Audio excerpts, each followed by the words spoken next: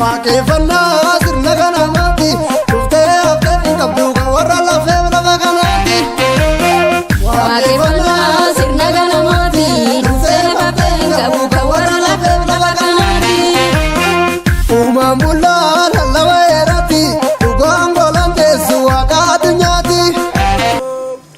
Deebisaa agadoo yaa waaqsonii duruumee yaabisaayoo.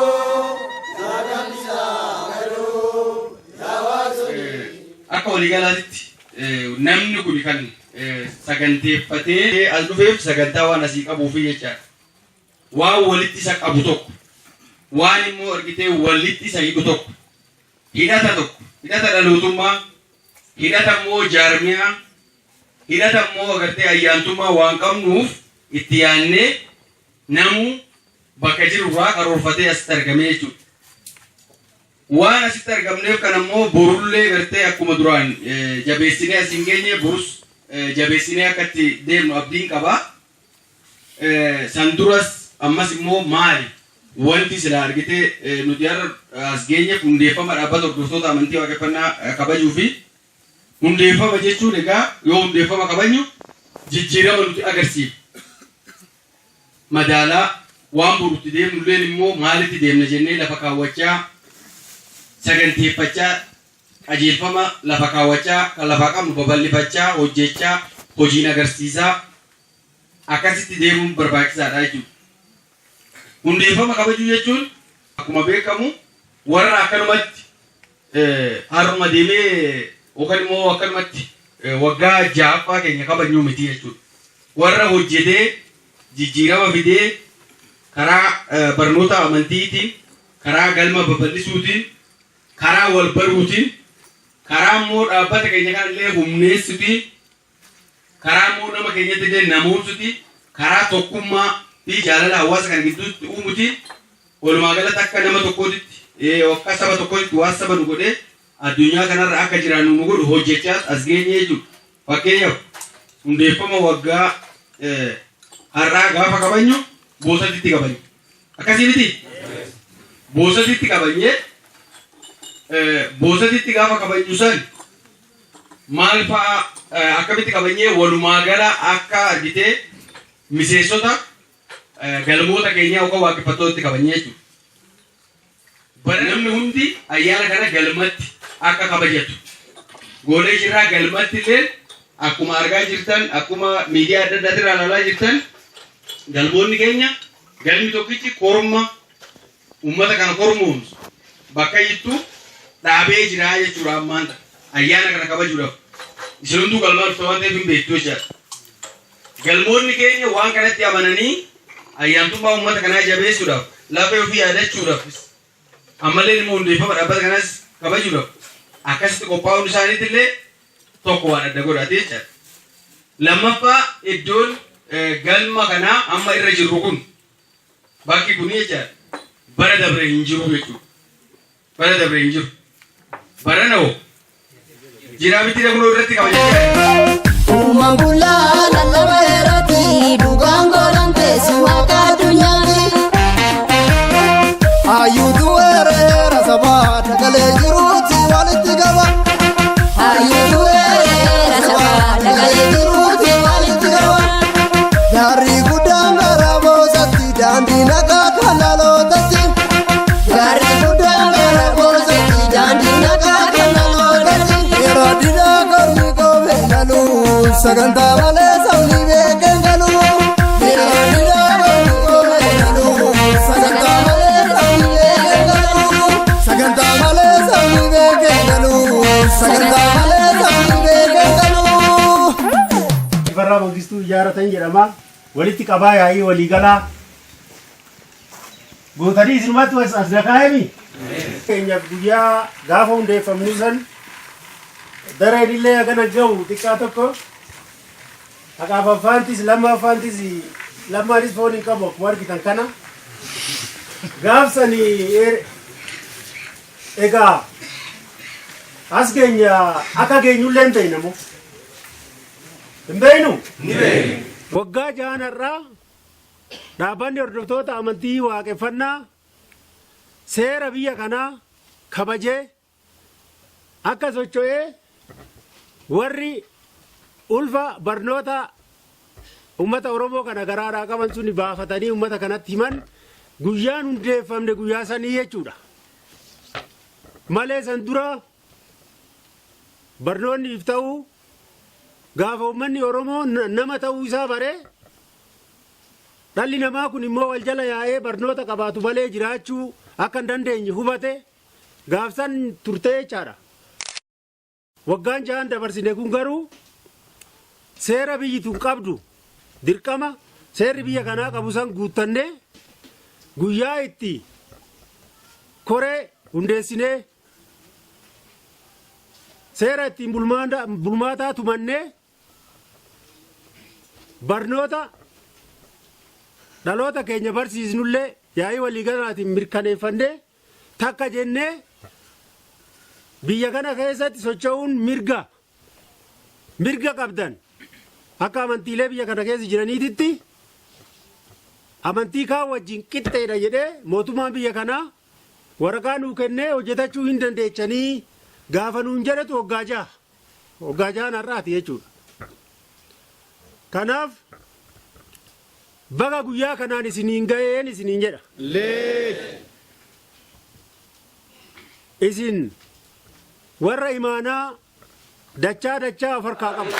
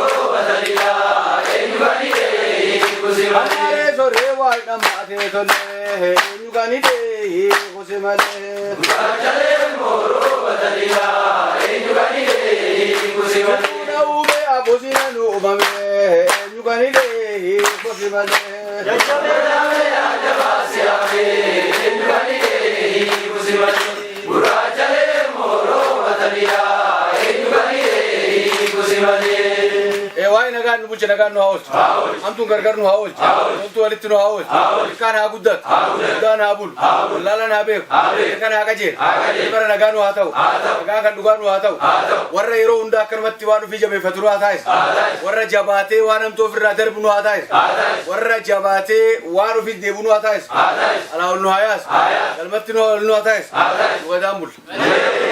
Amatatti waggaa 4 boosatiin godhu. Amatatti waggaa 10 tajaajiluu turre mire achi keessatti hayyamni nu argame waan ta'eef jaarmayni kun guyyaa ijaaramee hayyama mootummaa kan arganne irratti koreen ijaaramtee guyyaa karaa buune waan hujii san irratti karaa buune rafee jechuudha. Ani eegasni mukaan hubata. Eddomini mukaan argamee ramti jira gam. Gammachuu guyyaa saniitiin rafu jiraa jechuudha. Waggaa 6 kana waan takka ta'an jenne mootummaan sodaanne gaa mootummaan hayyama waan nu kenne bakka feenetti loogoo dhaabbanne bakka feene wal geenye waan keenya wal barsiifne wal argine jiraachuu kana gammachuu guddittii saniif nagayumaaniin ciisee rafee jechuudha. San dura rafne immoo gara isiin deemtu waan hin beeku yoo bakka sanatti guduunfamte malee mootummaa biyyattiitu heera biyyattiitiin hayyama nu kennamire saniitu na raffisee jechuudha. Amma namtichi hoggaa 10 beemee qawwee fudhatee biyyan dhooyne wayin qawwee fudhaatiin hin jee isin hin jenne jechuudha qawwee fudhaatiin hin jenne waan akkasiitiin hin jenne namni haaduu hin jenne nu keessaa wayi namni du'e waaqeffata maaltu asiin ga'e jettarree akkanumatti miidhama tokko malee iftahuu dhaatu asiin gadi. Warra iftaheetu wal tahe. Warra wal taheetu abbaa waan ifii tahaa jechuudha. Abbaa waan ifii hoggaa jennu itti dhufnaa jechuudha. Isaanii amma immoo iftahuun argamte wal tahullee ni mul'atti. Abbaa waan ifii tahullee ni mul'atti waan santu mul'atini. Waan san amma karaatti qabattan natti fakkaata. Baga hundeeffama waggaa jaffaa kan dhaabbata gurgura amantii waaqeffannaatiin isin ga'ee baga nagaan dhuftanii. Har'a as dhufiinni keenya har'aa kuni waa lama gurguddaa of keessaa qaba. Inni lamaanis tokko hundeeffama waggaa jaffaa kan dhaabbata gurgura amantii waaqeffannaa kabajuu fa'a. Inni lammataa guyyaa kabajaa kana sababeeffachuudhaan warri of ta'ee fi warri immoo deeggartoonni fi jaalattoonni sagantaa kana akka asitti argamanii waan silaa amma karoorfamee tokko godhuudhaaf deemnu kana xalayaan bira ga'ee akkasitti nu dhufan jechuudha. Baga nagaa dhuftan je'eera. Kanaaf gabaabinaan sagantaalee lamaan gurguddaa kana amma kan hundeeffamaa fudhannee irraa amma kan marii dhaabbata hordoftoota amantii waaqeffannaati. Asirratti wanni baay'een dubbatameera. Haa ta'uuti nuyi gatiin warra of ta'ee kun gatii guddaadha.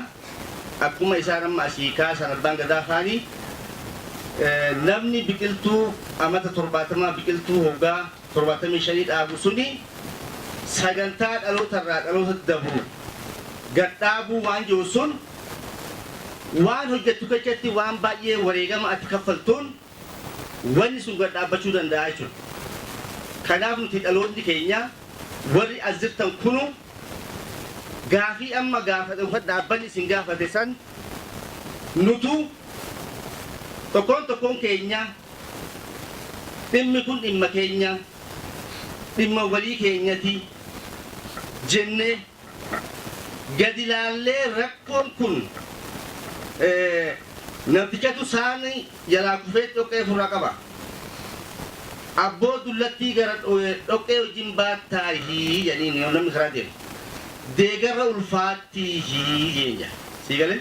Kanaafuu deegarra waan hin ulfaanneef isiniin kun immoo warra of ta'ee of beekee waan ofii beekee dhaloota dhufuufillee waa buusuuf deemu kun waan isinitti himamee fi waan isinitti dhaammatame akka galma ga'u an dhibbaa fi dhibban ofii itti amanaa jechuudha. Arma durallee waan raawwachaa turtaniif. Isin warra dhaloota Oromoo ka biyyaa bade biyya galchuudhaaf of taatanii humnaan yaadan waan hundaan dhaloota kan keenyatti warra dhaloota Oromootti ergaa himuudhaaf qophooftan waan taataniif waan dhaabbanni isinitti himatee fi waan keessaniif waan walii keessaniitiif wanni kun ni ulfaata. Tokkoon keenya waan eeggachuu qabnu san ofumaan tuqnee akka waan galmaan geenyu isinii dhaama wanni dubbatamuu qabu dubbatamee dabreera na dura jechuukooti. Akka dhaamsa kana akka amma isin humna kan dhageessanii ofitti fudhattanii waan keessaniitiif waan walii keessaniitiif akka odoo beellamatti hin baay'isin akka galmaan gahanuun isinii gahii dabarsaa waan dhageeffataniif galatoomadha.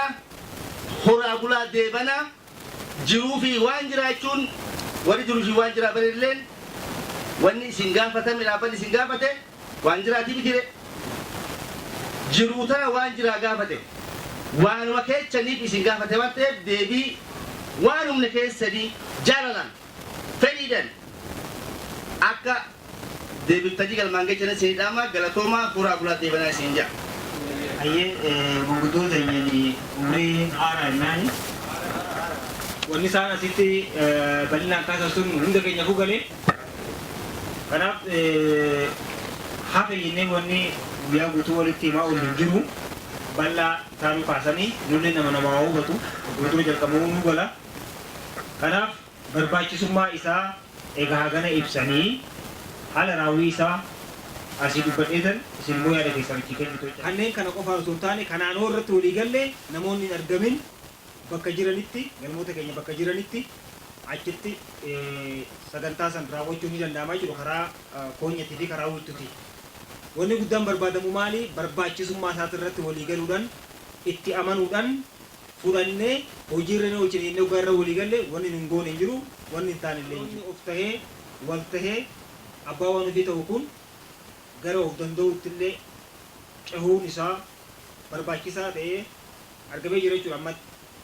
Kanaaf deemsa kana keessatti dhaloonni egaa of ta'e booda immoo egaa wal ta'uurra dabree waan ofii abbaa ta'uu sadarkaa sana egaa gahee waan ofii saniif immoo gara of danda'uutti of danda'ee waan ofiitiin socho'uu rakkoolee karaa of danda'uutiin jira san gara furachuutti cehuu qabaadha.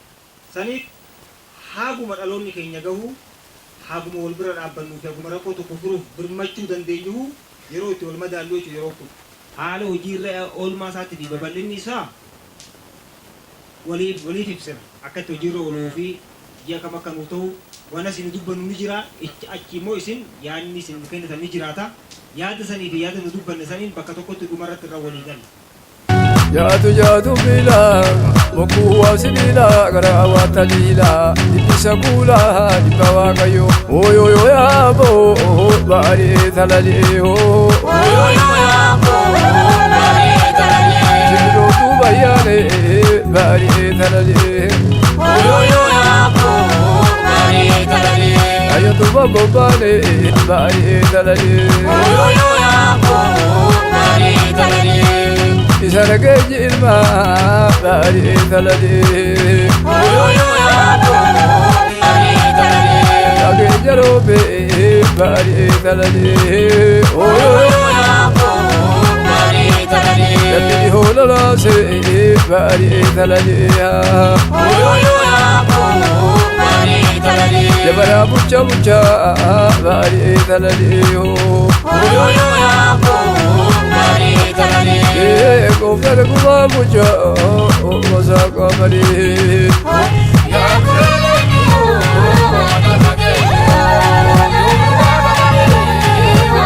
Ujisa le raguse namadugati yuse yo duga kamani wa karana bani ho ya kule yo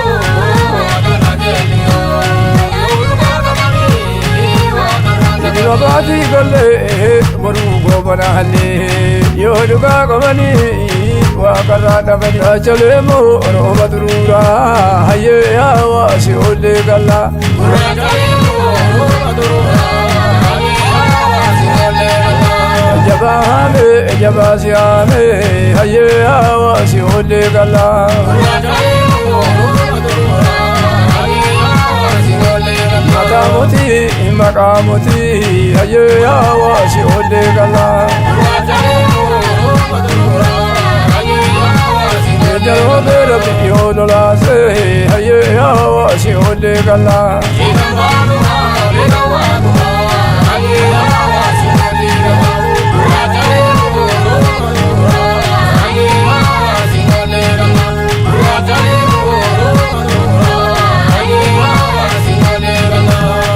Bariye ho agamaye rusha la gulai wa salamata Bariye ho agamaye rusha la gulai wa salamata Sakula ya dibawa kayo agamaye rusha la gulai wa salamata Bariye ho agamaye rusha la gulai Nyaro bera video la se agamaye ruya la gulai wa salam bari ho agamaye ruya la gulai wa salam Bardika ya badani rabbika ya madani agamaye ruya la gulai wa salam bari ho agamaye ruya